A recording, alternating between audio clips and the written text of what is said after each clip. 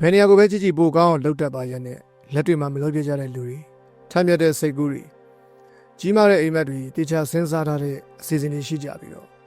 လက်တွေလှုပ်ဆောင်မှုအားနည်းတဲ့လူတွေကိုတွေ့နိုင်ပါတယ်။ဒါဆိုဘာကြောင့်ဘလို့ဖြစ်ရတာလဲဆိုပြီးသင်တွေးမိနိုင်တယ်။နဲ့ကြည့်ပြီးတော့မှသင်ယူမှုတွေးခေါ်ပြင်ဆင်တာတွေလုပ်ထားပြီမဲ့ဘာလို့လှုပ်ရှားမှုမရှိရတာလဲ။ဘာလို့ဆက်လက်လှုပ်ဆောင်မှုမရှိရတာလဲ။သူတို့ကိုယ်တိုင်သိပြီးသားအရာတွေကိုဘာလို့မလုပ်ကြတာလဲ။ဒါဆိုကျွန်တော်တွေးရှိထားတာလေးကိုပြောပြမယ်။ gap ဆိုတဲ့ကွာမှုတစ်ခုရှိပါတယ်။ကိုသိရှိထားတာနဲ့လက်တွေ့လှုပ်ဆောင်တာကြားတဲ့ကတိတ်ဆိတ်နေတဲ့ကွာမှုလေးတစ်ခုပါ။ဒီကွာမှုလေးကြားထဲမှာပဲအိမ်မက်အများစုသိဆုံးသွားကြတယ်။ဒါထေလောင်တဲ့ပောက်ကွဲတန်ကြီးလို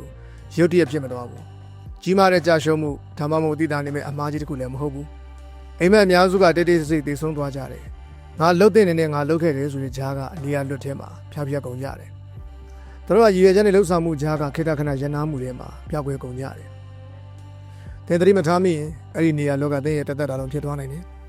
ကောင်းမွန်တဲ့ရည်ရွယ်ချက်တွေနဲ့လက်လွတ်ဆုံးရှုံးလိုက်ရတဲ့အခွင့်အလမ်းတွေနဲ့ပြည့်နေတဲ့ဘဝတစ်ခုငါလှုပ်ခဲ့လိုက်ရမှာငါလှုပ်ခံနေတော့မှာကွာငါလုံးမလို့ဆိုတဲ့ဘဝတစ်ခုဒါသင်လိုချင်တဲ့ဘဝမျိုးမဟုတ်ပါဘူးဘယ်သူမှလည်းမလိုချင်ကြပါဘူးဒါပေမဲ့လူများစုရရှိနေကြတဲ့ဘဝပဲဘာလို့ရမှမသိလို့မဟုတ်ပါဘူးသူတို့သိထားတာကိုဘယ်တော့မှမလုပ်ခဲ့လို့ပါနောက်ပြန်ကြည့်လိုက်တဲ့အခါဒါသတင်းချက်မပြည့်စုံလို့အခွင့်အလမ်းမရှိလို့ကန်ဆိုးလို့မဟုတ်ပဲနဲ့သင်ကိုဟန်တားခဲ့တာကသင်ကိုယ်တိုင်ရဲ့ဆုံးဖြတ်ချက်မချနိုင်မှုရွှေဆိုင်မှုစင်ကြေပေးခဲ့တာတွေကြောင့်ဆိုတာသိရတာအတော်လေးနာကျင်စရာပါပဲဒါအလှရှားဆောင်ရတဲ့မတက်မတာမှုကိုမရွေးချယ်ပဲနဲ့ငြိမ်သက်နေတဲ့တက်တောင့်တက်တာမှုမှာပဲဆက်နေဖို့တိတ်တိတ်ဆိတ်ဆိတ်ဆုံးဖြတ်လိုက်ခြင်းပဲအခုကျွန်တော်ပြောတာကအသိပညာကအရေးမကြီးဘူးလို့မဆိုလို့ဟုတ်ပါတယ်အရေးကြီးပါတယ်ဒါပေမဲ့အသိပညာဆိုတာကအစစ်ချအောင်တက်ပဲရေးသိမ်းခြင်းမဟုတ်ဘူးအသီးပွင့်မဟုတ်ပါဘူးရလက်ရဖို့ဆိုရင်သင်လှုပ်ဆောင်ရမယ်သင်လှုပ်ရှားရမယ်ဒီဟောပြောပွဲဟာစိတ်တက်ကြွရေးအကြောင်းမဟုတ်ဘူးပို့ပြီးအသိပညာရဖို့အကြောင်းမဟုတ်ဘူးအချိန်ကောင်းကိုစောင့်နေတာစိတ်ကံစားမှုကောင်းကိုမျှော်လင့်နေတာမဟုတ်ပါဘူးဒါကကွာမှု gap ကိုပိတ်ချပြလိုက်ဖို့ပါပဲကိုသိရှိထားတာနဲ့လက်တွေ့လှုပ်ဆောင်တာကြားကအဲ့ဒီကွာမှုကိုပါဘာလို့လဲဆိုတော့အဲ့ဒီကွာမှုကသင်အခုဘသူဆိုတာနဲ့သင်ဘသူဖြစ်နိုင်ခဲ့တယ်ဆိုတဲ့ကြားကခြားနာချက်ပဲသင်အဲ့ဒီကွာမှုကိုနေတိုင်းဖြည့်ရှင်းမထားရင်တကယ်လူချင်းတဲ့ဘဝကပို့ပြီးတော့မှဝေးရာကိုရောက်သွားပါမယ်ဒါအသေးအတွက်အဲ့ဒီကွာမှုကိုပိတ်လိုက်ဖို့အခွင့်အရေးပဲတကယ်တော့အဲ့လာကရည်ရွယ်ချက်ရှိသတိရှိအမြဲတမ်းရက်တန့်လိုက်တာပါပဲစိတ်ကူးနဲ့လေ့ကျင့်နေတာကိုရက်ပြီးတော့တကယ်စတင်တည်ဆောက်ဖို့ပြင်ဆင်နေတာကိုရက်ပြီးလက်တွေ့စတင်လေ့ကျင့်ဖို့စောင့်ဆိုင်နေတာကိုရက်ပြီးတော့မှတကယ်စတင်လှုပ်ဆောင်ဖို့ဘာလို့လဲဆိုတော့သင်ဒီလိုစတင်လှုပ်ဆောင်လိုက်တာနဲ့အဲ့ဒီအရာကမပြည့်စုံသေးရင်တော့မတည်ငြိမ်သေးရင်တော့ theory ဘောင်ကနေထွက်ပြီးတော့မှအသွင်ကူးပြောင်းမှု transformation စီကိုခြေတလန်းချလိုက်တာပါပဲ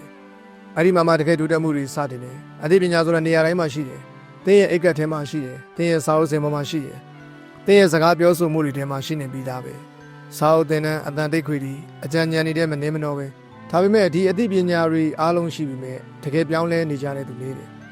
သူတို့သိထားတာကနေရလက်တွေမြင်တွေ့ရခြင်းအထိကြာလက်တွေအသုံးချကြတဲ့သူလေးပါတယ်သင်အခုပဲစာအုပ်ဆိုင်ကိုသွားပြီးတော့မှဗတ်ဆန်ချမ်းမာရေးဆက်ဆံရေးအချိန်စီမံခန့်ခွဲမှုအကြောင်းစာအုပ်တရားချုပ်ကိုရှာတွေ့နိုင်တယ်ပြဿနာကသတင်းချက်လက်မပြည့်စုံတာမဟုတ်ဘူးဒါကအစကတည်းကပြဿနာမဟုတ်ခဲ့တာတကယ်ပြဿနာကသိယုံသိထားပြီးလက်တွေမလုံးလို့ပဲလူတွေကစာဖတ်လိုက်တယ်ဗီဒီယိုကြည့်လိုက်တယ်ဟောပြောချက်နားထောင်လိုက်တယ်ဒါကြောင့်ခံစားရတာကောင်းသွားတယ်ခန္ဓာတော်တို့ကပုံမှန်အားဖြင့်လက်တွေမလုံးဘဲနဲ့လက်တွေလှုပ်ဆောင်မှုကနေရရှိတဲ့စိတ်ခံစားမှုဆိုင်ရာဆုလက်ကိုရရှိသွားကြတယ်ဒါတိုင်တို့လေ့ကျင့်ခန်းအကြောင်းဖတ်ပြီးတော့မှကိုကပါလေ့ကျင့်ခန်းလုပ်ပြီးသားဖြစ်နေတယ်လို့ခံစားလိုက်ရတယ်လို့ပြောပဲ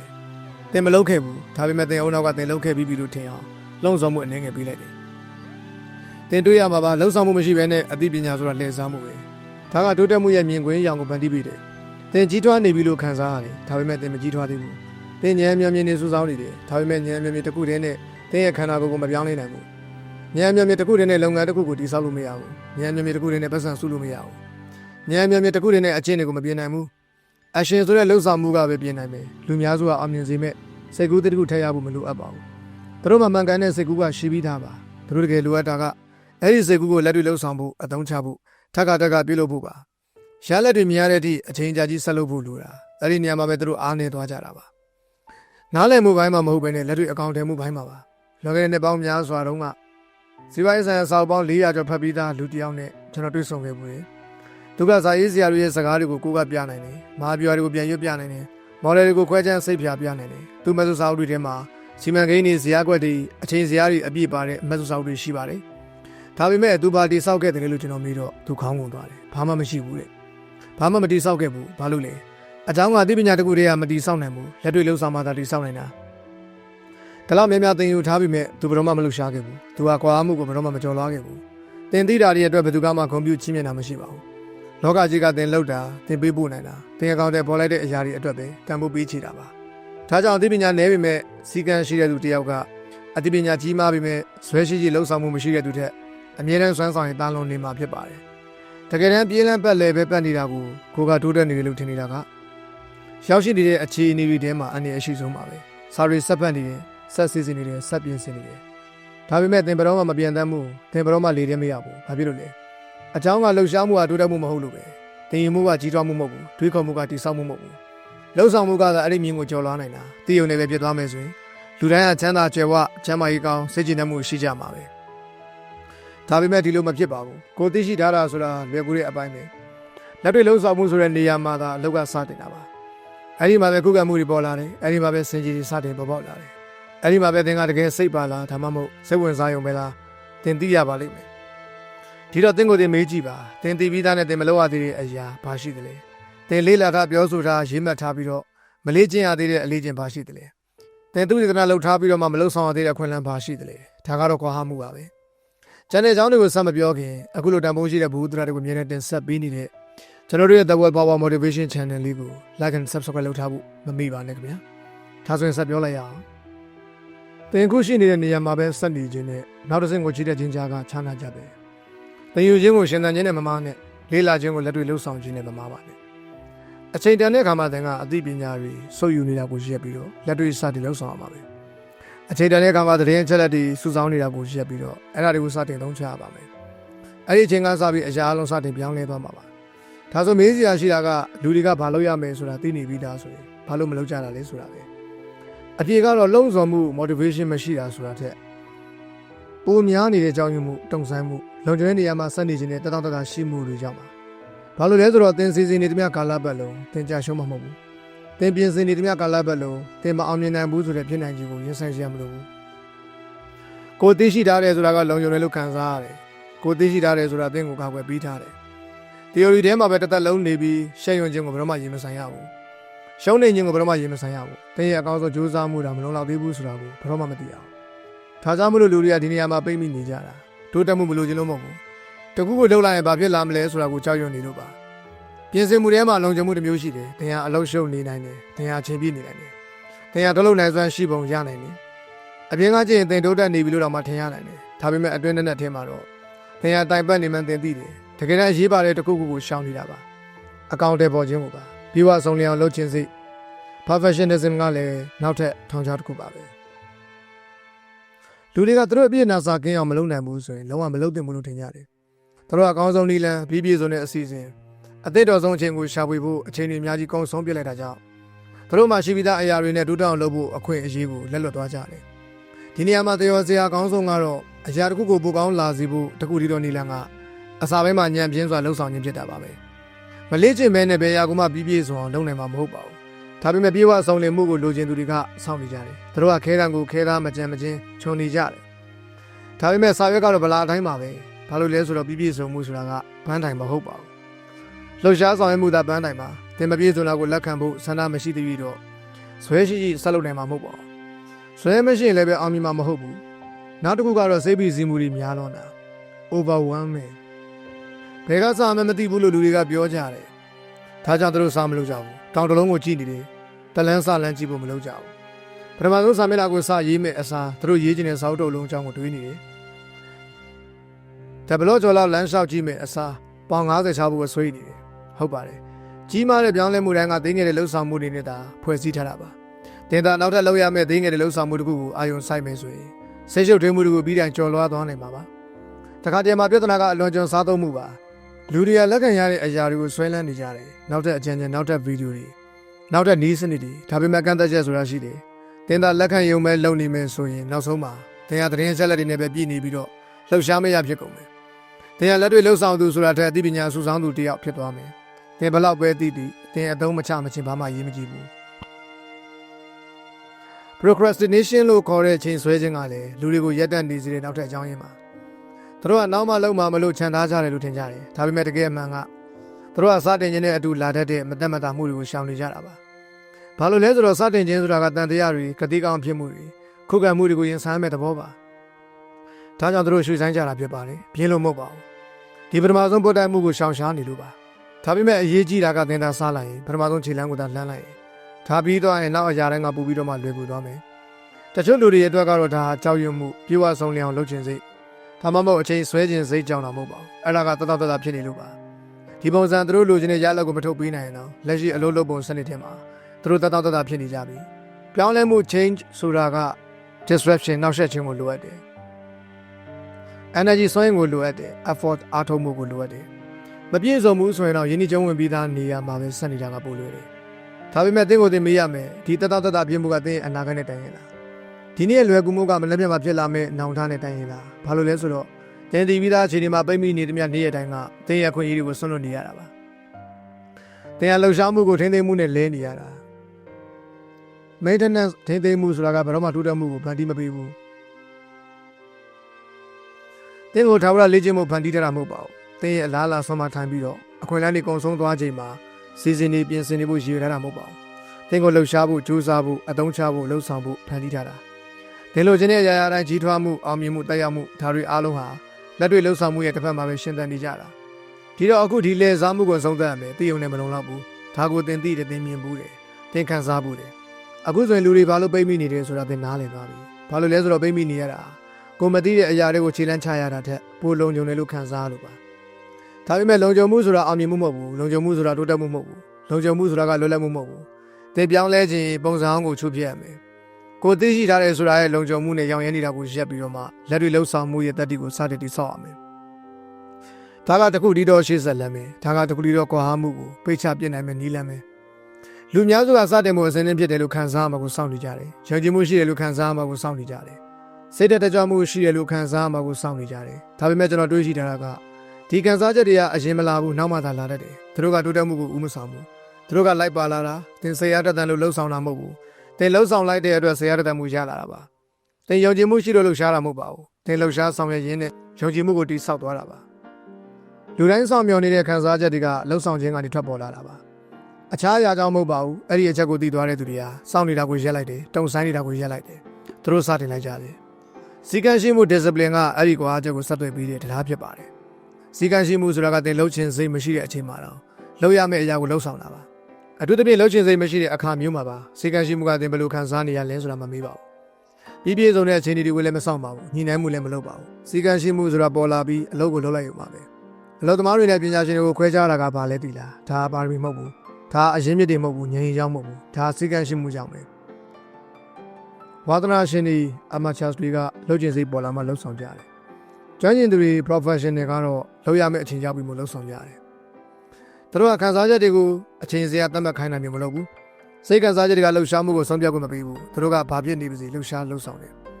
စတင်လှုပ်ဆောင်ဖို့အတွက်သင်ဟာထူးခြားတဲ့သူဖြစ်နေဖို့မလိုပါဘူးသင်ဟာတန်တဲ့ချထားဖို့ပဲလိုအပ်တယ်ကောင်းတယ်လို့ခံစားရတဲ့မျက်စိရှိမှရှိနေတာကပိုအရေးကြီးတယ်လို့သင်ဆုံးဖြတ်ရမယ်။တတရှိမှုထက်လှုပ်ဆောင်မှုကပိုအရေးကြီးတယ်လို့သင်ဆုံးဖြတ်ရမယ်။ဒီလိုခြင်းတဲ့ဘဝကအဲ့ဒီဘဝကိုရှောင်ရှားဖို့အတွက်သင်သုံးနေတဲ့အကြောင်းပြချက်တွေထက်ပိုတန်ဖိုးရှိတယ်လို့သင်သိဖို့လိုတယ်။လက်တွေလှုပ်ဆောင်မှုဆိုတာပြည့်စုံနေဖို့မလိုအပ်ပါဘူး။ဒါနောက်တဲ့ထောင်ချတစ်ခုပါပဲ။လူတွေကသူတို့ဘာအမှားမှမရှိဘဲနဲ့မလုံနိုင်တဲ့၍စတင်လို့မရဘူးလို့ထင်ကြပါတယ်။ဒါပေမဲ့အမှန်တရားကအစာပိုင်းမှာဘာမှအမှားရမရှိဘူးဆိုတာမရှိပါဘူး။လက်တွေလှုပ်ဆောင်တာရှုပ်ထွေးတယ်လက်တွေလှုပ်ဆောင်တာကချွင်းချက်ရှိတယ်လက်တွေလှုပ်ဆောင်တာမတတ်မသာဖြစ်စီတယ်ဒါပေမဲ့ဒါမရှိမဖြစ်လိုအပ်တယ်တခုခုကိုကျွမ်းကျင်လာဖို့တခုတည်းသောနီလန်းကအဲ့ဒါမှအစာပိုင်းမှာညံ့ပြင်းဖို့ဆန္ဒရှိလို့ပဲစီကံရှိမှုကပြောတယ်ဘာပဲဖြစ်ဖြစ်ငါလုပ်မယ်တဲ့ပင်မနေပြီမဲ့ငါလာမယ်မသေးချာမရပြီမဲ့ငါလာမယ်ဆွေးနေပြီမဲ့ငါလာမယ်ဒါပေမဲ့ငါရအောင်လာမယ်တဲ့တင်တာဆက်ပြီးရအောင်လာနေမယ်ဆိုရင်အားကောင်းတဲ့အရာတခုကိုတည်ဆောက်နိုင်မှာပါဆွဲတတ်တဲ့ resilience ကိုတည်ဆောက်နိုင်မယ်တော့ momentum ကိုတည်ဆောက်နိုင်မယ်ကိုယ်ပိုင်လက္ခဏာ identity ကိုတည်ဆောက်နိုင်မယ်ကိုကြိုးစားသူတယောက်လို့တွေးတာကိုရက်လိုက်ပြီးစောလှုပ်ဆောင်သူတယောက်ပြစတင်ဖြစ်လာမယ်အဲ့ဒီကိုယ်ပိုင်လက္ခဏာကအရေးကြီးပါတယ်လှုပ်ဆောင်ခြင်းကသင်ရဲ့စိတ်ပိုင်းတစ်ခုဖြစ်လာတဲ့အခါသင်အတင်းကျပ်လုံနေစရာမလိုတော့ဘူးနေတိုင်းကိုညင်းခုန်နေစရာမလိုတော့ဘူးသင်ဘာသာထားလို့လိုက်တော့တယ်သွားတိုက်တယ်လို့မျိုးဖက်နဲ့ကြိုးချီတယ်လို့မျိုးအလုပ်ကိုရောက်လာတယ်လို့မျိုးဒါအလိုလျောက်ဖြစ်လာတယ်ဒါကတော့ပန်းနိုင်မယ်တက်လို့ဒီလှုပ်ဆောင်မှုကိုအားထုတ်ဖို့ပြောတာမဟုတ်ပါဘူးဒါသင်ရဲ့စိတ်ပိုင်းဖြစ်လာသည့်အထိကြာလေ့ကျင့်မှုပါ လူအများစုကစားလို့ဖို့စိတ်ပါမှရမယ်ထင်ကြတယ်တကယ်ကတော့စားလို့လည်းတော့မှစိတ်ပါလာတာပါအရင်လှုပ်ကြည့်လိုက်ပါယုံကြည်မှုကနောက်မှပါလာလိမ့်မယ်ပင်ပန်းနေအောင်လုပ်ပါစွမ်းရည်ကနောက်မှပါလာလိမ့်မယ်ကြောက်နေအောင်လုပ်ပါတတိကနောက်မှပါလာပါလိမ့်မယ်တေရှာပွင့်နေတဲ့စိတ်ခံစားမှုတွေဟာရွေလျားမှုရဲ့တစ်ဖက်မှာရှင်းသန်နေကြတာဒီတော့တည်တည်လေးကနေစပါလှုပ်ဆောင်မှုတစ်ခုအလုပ်တစ်ခုအကျင့်တစ်ခုအစင်းသင်းပြတဲ့လူခံစားရတော့မဆောင်နဲ့စတင်လိုက်ပါတင်းရဲ့လှုပ်ဆောင်မှုတွေကိုရိုးရှင်းအောင်ထားပါတင်းကိုတင်ပေးထားတဲ့ခရီးတွေကိုတီးပါတင်းတစ်ခါတင်အဆုံးလေးလှုပ်ဆောင်လိုက်တိုင်းတင်းဟာအရေးကြီးတာလုပ်နေတယ်လို့သက်သေပြနေတယ်တင်းတစ်ခုခုကိုတီးဆောင်နေတယ်လို့သက်သေပြနေတယ်တင်းဟာလှုပ်တဲ့သူမျိုးဖြစ်လာနေတယ်လို့သက်သေပြနေတယ်အရာရာတိုင်းကိုပြောင်းလဲစေတဲ့အရာကပါရမီမဟုတ်ဘူးအသိပညာမဟုတ်ဘူးပြည့်စုံတဲ့အစီအစဉ်မဟုတ်ဘူးအရာရာတိုင်းကိုပြောင်းလဲစေတာကတသမတ်တဲ့သောလှုပ်ဆောင်မှုထက်သောစီကံတွေတိတ်ဆိတ်ပြီးမရက်တတ်တဲ့အဆုံးလေးလှုပ်ဆောင်မှုဒါတစ်ခါတည်းမဟုတ်ဘဲနဲ့နေတိုင်းဖြစ်နေတယ်ဒါကတော့ကိုအားမှုကိုပိတ်ပြနေတဲ့နီးလန်းပါဒါကတော့ကိုသိထားတာကနေလက်တွေလှုပ်ဆောင်တာဖြစ်လာတဲ့နီးလန်း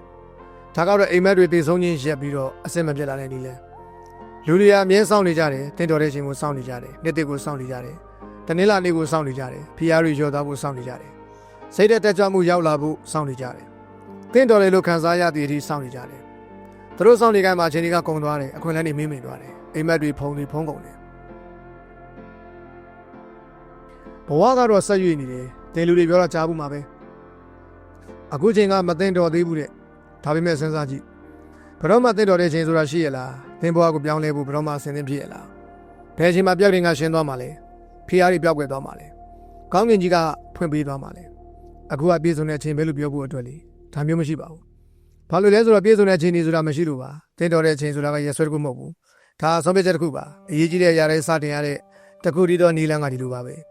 အရာတိုင်းကပြည့်စုံပြည့်လို့မဟုတ်ဘူးတရားကစောင့်နေတာရက်ပြီးစားလို့ရှာဖို့ဆုံးဖြတ်လိုက်လို့ပါသူတို့ကအစင်းလေးပြည့်မပြည့်ငါသွားမယ်လို့ပြောလိုက်ကြလို့ပါ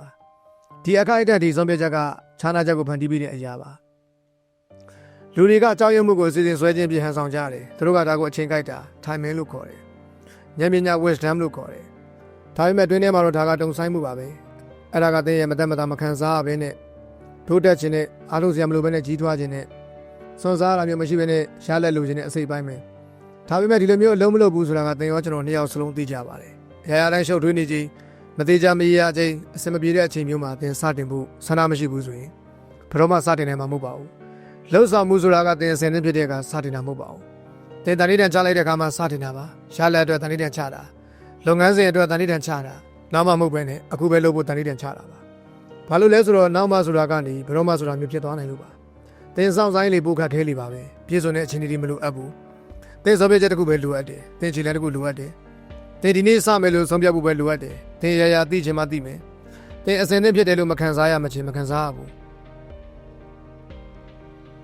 ဒါပေမဲ့သင်နောက်ထပ်တစ်နှစ်လုံးပြည့်စုံမှုကိုမျှော်လင့်ပြီးတော့အဲ့ဒီနေရာတစ်ခုထဲမှာပဲထိုင်မနေတော့ဘူး။ဒါကတော့ကွာမှုကိုကြော်လွှားတဲ့နီလန်းပါ။ဒါကတော့တိုးတက်မှုစတင်တဲ့နီလန်းပဲ။သင်တရားရခိုင်တော့အစင်နဲ့ဖြစ်တယ်လို့ဘယ်တော့မှမခံစားရဘူး။စိတ်ကဒီလိုလှုပ်လှုပ်တာမဟုတ်ဘူး။စိတ်ကလုံခြုံရေးအတွက်ပဲကြိုးတက်ထားတာပါ။သူကစောင့်ဖို့အတွက်အကြောင်းပြချက်တစ်ခုကိုအမြဲတမ်းရှာနေလိမ့်မယ်။နေရာမကျသေးတဲ့အသေးစိတ်အချက်တစ်ခုကိုလည်းအမြဲထောက်ပြနေလိမ့်မယ်။ဒါပေမဲ့သင်ရဲ့အနာဂတ်ကသင်ရဲ့တတောင့်တတရှိမှုကိုစောင့်နေတာမဟုတ်ဘူး။သူကသင်ရဲ့တတိကိုစောင့်နေတာ။အစင်းနဲ့ပြည့်မပြည့်ခြေလန်းလန်းမှုသင်ကိုစောင့်နေတာပါ။လူတွေတစ်သက်လုံးမှန်ကန်တဲ့ချိန်ကိုစောင့်နေတာကိုကျွန်တော်မြင်မှုတယ်။အစင်းနဲ့မပြည့်ခင်ကတည်းကစတင်ပြီးတော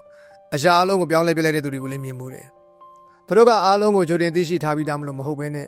လှုပ်ဆောင်ရင်းနဲ့နားလည်သွားကြလို့ဖြစ်ပါတယ်။သင်ရပြေဝဆောင်လင်းမှုမလိုပါဘူး။လှုပ်ရှားမှုတွေမှာရှိနေဖို့ပဲလိုပါတယ်။ကြောက်ရွံ့မှုပျောက်ကွယ်သွားမဆောင်ပါနဲ့။ပျောက်မှာမဟုတ်ဘူး။ကြောက်နေနဲ့လှုပ်ပါ။အစီအစဉ်မှာပြည့်နာစာမရှိတော့မဆောင်ပါနဲ့။ရှိလာမှာမဟုတ်ဘူး။မသေးကြမရတဲ့ခြားကလှုပ်ပါ။အခြေအနေတွေစံနမူနာပြဖြစ်ဖို့မဆောင်ပါနဲ့။ဒီလိုဖြစ်ခဲ့ပါတယ်။ဘာပဲဖြစ်ဖြစ်လှုပ်လိုက်ပါ။ဘာလို့လဲဆိုတော့လက်တွေလှုပ်ဆောင်ခြင်းကပဲရှင်းလင်းပြသမှုကိုဖန်တီးပေးတာဖြစ်လို့ပါ။အတွေ့အကြုံကိုဖန်တီးပေးလို့ပါ။ရလဒ်ကိုဖန်တီးပေးလို့ပါ။အတွေ့အကြုံဒါကရလဒ်တွေကိုဖန်တီးပေးတယ်။တင်ဆောင်တိုင်းနေခဲ့တဲ့အရာတွေအားလုံးဒါတွေကတင်စတင်ပြီးမှသာဖြစ်ပေါ်လာတာ။မစတင်ခင်မှာမဖြစ်ပေါ်ဘူး။တင်ဆောင်မြော်နေတဲ့မြလေးရတိုင်းကတင်ရဲ့တုံးဆုံးမှုကိုပိုအားကောင်းလာစေတယ်။ဒါကတင်ရဲ့အုံနောက်ကိုရွှေဆိုင်နောက်ကိုလက်ခံနိုင်တယ်လို့သင်ပေးပါတယ်။တတတပြင်းမှုကကြီးထွားမှုတဲ့ပိုအရေးကြီးတယ်လို့သင်ပေးတယ်။ဒါပေမဲ့တင်တစ်ခုခုလှုပ်ဆောင်တိုင်းအထူးသဖြင့်တတရှိမနေတဲ့အချိန်မှာတစ်ခုခုလှုပ်တိုင်းတင်ရမတူညီတဲ့ပုံစံတစ်ခုကိုတည်ဆောက်နေတာပါ။ယူလီယာမှုရဲ့ပုံစံတစ်ခု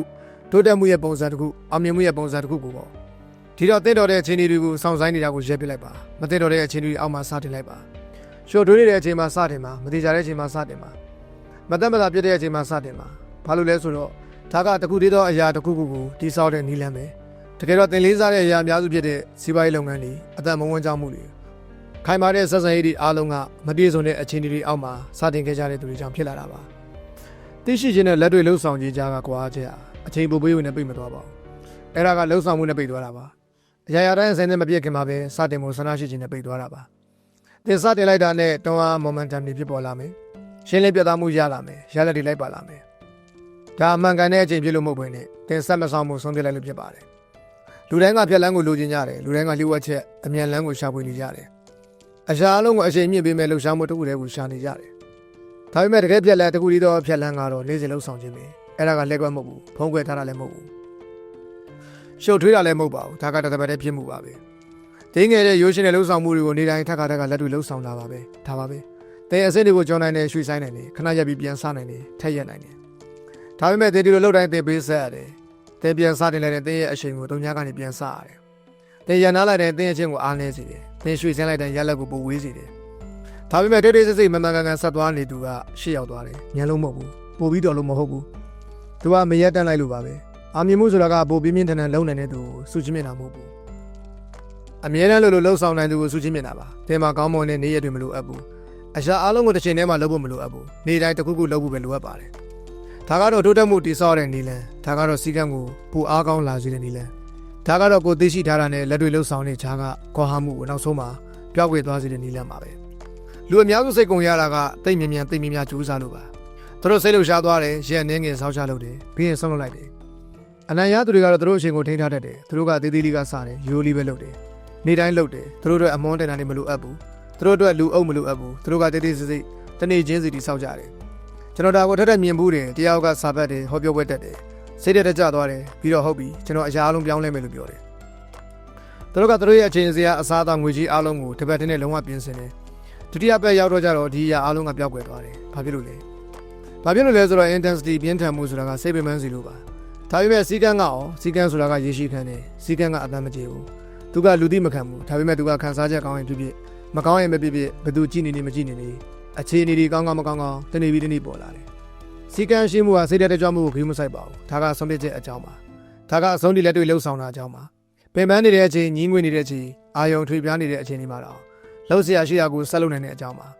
တဲ့အတွက်ကြီးမားတဲ့ဒုတိယမှုတွေနေတိုင်းမလိုအပ်ပါဘူးဒါကဘန်းနိုင်မဟုတ်ဘူးဘန်းနိုင်ကနောက်ပြန်မဆုပ်ဘူးပါဘန်းနိုင်ကဆက်ရွေ့နေဖို့ပါရောက်ဖို့ပါအလုပ်ကိုလုပ်ဖို့ပါတချို့နေ့တွေကကောင်းမွန်မယ်တချို့နေ့တွေကပိတ်မိနေတယ်လို့ခံစားရမယ်ဒါပုံမှန်ပါပဲဒါပေမဲ့သင်ဆက်လုပ်နေမယ်ဆိုရင်သင်ဆက်ပြီးကြီးထွားနေမယ်ဆိုရင်သင်တည်ဆောက်နေမယ်ဆိုတော့နောက်ဆုံးမှာသင်ရောက်လာပါလိမ့်မယ်ဒါကပေါင်းဆက်အတူ compound interest နဲ့တူပါတယ်ချက်ချင်းလက်ငယ်ရလက်ကိုမမြင်ရပြီမဲ့အခြေချလာတဲ့အမြကြီးထွားမှုကိုညှင်းလို့မရအောင်ဖြစ်လာတယ်ပထမရက် day 1မှာဘာမှထူးခြားတာမရှိသလိုပဲ10ရက်မြောက်နေ့ day 10မှာလည်းနည်းနည်းလေးပဲခံစားရတော့ဒါပေမဲ့ရက်100ရက်300ရောက်ရင်ပေါ့အဲ့ဒီခါမှာရလက်တွေပေါ်ထွက်လာတယ်အဲ့ဒီခါကျမှလူတွေကတင့်ကိုဘယ်လိုလုပ်ခဲ့လဲလို့မေးကြတာအဖြေကတော့ဘယ်တော့မှစမ်းကြဲခန်းထားတာမျိုးမဟုတ်ပါဘူးအဖြေကအမြဲတမ်းအတူတူပဲငါဆက်လုပ်နေခဲ့တာပဲတဲ့နေ့စဉ်လှုပ်ဆောင်ခြင်းဆိုတာကစီးချက် rhythm အကြောင်းပါလှုပ်ရိုးလှုပ်စဉ် routine အကြောင်းပါသင်ရဲ့ဘန်းနာတွေကိုထောက်ကူပြုမဲ့အဆောင်းကိုတိဆောက်ခြင်းအကြောင်းပါသင်စဉ်းစားနေစရာမလိုဘူးညှင်းခုန်နေစရာမလိုဘူးလှုပ်လိုက်ရုံပဲဘာလို့လဲဆိုတော့အဲ့ဒါကအခုသင်ရဲ့ပုံစံဖြစ်နေလို့ပါသင်လှုပ်ချင်စိတ်ပေါ်လာအောင်မဆောင်တော့ဘူးလှုပ်ချင်လားမလှုပ်ချင်လားဆိုတာနေတိုင်းကိုမေးနေစရာမလိုတော့ဘူးသင်ကဆုံးဖြတ်ပြီးသားပါအခုသင်ဆက်လှုပ်ဆောင်သွားဖို့ပဲလိုတယ်အဲဒီလိုစီးကြောက်ကိုတိဆောက်လိုက်တာနဲ့လှုပ်ဆောင်ခြင်းကလူလျောက်ဖြစ်သွားတာနဲ့သင်အောင်ပွဲခံပေးတာဖြစ်သွားပြီဘာလို့လဲဆိုတော့အခုကွာမှုပြောက်သွားပြီသင်ဟာကိုသိရှိထားတာမှာပိတ်မိမနေတော့ဘူးသင်ကတိုင်ပတ်မနေတော့ဘူးစီစဉ်မနေတော့ဘူးမဆုံးပြနိုင်ဖြစ်မနေတော့ဘူးသင်ရှင်သန်နေတယ်သင်တိဆောက်နေတယ်သင်ဖြစ်တည်လာနေတယ်နေတိုင်းလက်တွေ့လှုပ်ဆောင်တာကထင်ရှားနေမှာမဟုတ်ဘူးအစာပိုင်းမှာထူးခြားတယ်လို့ခံစားရမှာမဟုတ်ဘူးဒါပေမဲ့အချိန်ကြာလာတဲ့အမျှဒါမတားဆီးနေတော့ဘူးအခြားသူတွေစတင်ဖို့ပြင်ဆင်နေချိန်မှာဒါအသင်ပန်းနိုင်ကိုရောက်ရတဲ့အကြောင်းရင်းဖြစ်လာတယ်ဒါအသင်ဘဝကွဲပြားလာတဲ့အကြောင်းရင်းဖြစ်လာတယ်ချက်ချင်းကြီးမဟုတ်ပဲနဲ့တသက်မတည်းဖြစ်တဲ့နေရတစ်ခုချင်းစီနေပေါ့သင်ဖြက်လန်းလိုချင်တာဒါကပဲဖြက်လန်းပါရောက်အောင်လာပါလှုပ်ရှားရှိတာကိုလုပ်ပါနောက်နေ့မှလည်းထပ်လုပ်ပါဒါကပဲအောင်ပွဲခံနိုင်တဲ့နည်းလမ်းတကယ်လိုချင်တဲ့ဘဝကိုတည်ဆောက်နိုင်မယ့်နည်းလမ်းပိုသိနေလို့မဟုတ်ဘူးပိုကြကြဆောက်နေလို့မဟုတ်ဘူးနေ့စဉ်လှုပ်ဆောင်ခြင်းအဖြစ်ပါဘာပဲဖြစ်ဖြစ်ဘာလို့ရမယ်ဆိုတာကိုသင်သိပါတယ်အတော်ကြကြကလေးကသိနေတာပါအဲ့ဒါကပြဿနာမဟုတ်ဘူးပြဿနာကနှောင့်နှေးမှုတုံဆိုင်မှုစောင့်ဆိုင်နေမှုပါမလုံးဆောင်မဲ့သိနေတဲ့လွဲမားတဲ့တတမှုပါအိမ်မက်အများစုကအဲ့ဒီနေရာမှာပဲပြက်စီးသွားတာပါဆန္ဒမရှိလို့မဟုတ်ဘူးအသိပညာမရှိလို့မဟုတ်ဘူးလက်တွေ့အကောင့်ထဲပုံမှုမရှိလို့ပါအဲ့ဒီမှာပိတ်မိနေဖို့လွယ်ကူပါတယ်သင်ယူနေတာမို့လို့တိုးတက်နေတယ်လို့ကိုပြောတယ်သင်စီနေတာမို့လို့တိုးတက်နေတယ်လို့ကိုယုံကြည်အောင်လုပ်တယ်ဒါပေမဲ့တစ်ချိန်ချိန်မှမှန်နဲ့ကြည့်ပြီးတော့မှ ကိုယ်တကယ်လုံနေရလားလို့ကိုမေးရပါမယ်ပြောနေတာမဟုတ်ဘူးဖတ်နေတာမဟုတ်ဘူးစဉ်းစားနေတာမဟုတ်ဘူးလုံနေတာဘာလို့လဲဆိုတော့အဲ့ဒီကွာချက်သိချင်းနဲ့လှုပ်ဆောင်ခြင်းကြားကအဲ့ဒီတိတ်ဆိတ်တဲ့နေရာလေးအဲ့ဒီနေရာမှာပဲအကြရဖြစ်သွားတာဒါမှမဟုတ်မဖြစ်သွားတာတွေတည်ရှိနေတာပါဒါက turning point အလှည့်ပြောင်းအမှတ်ပဲ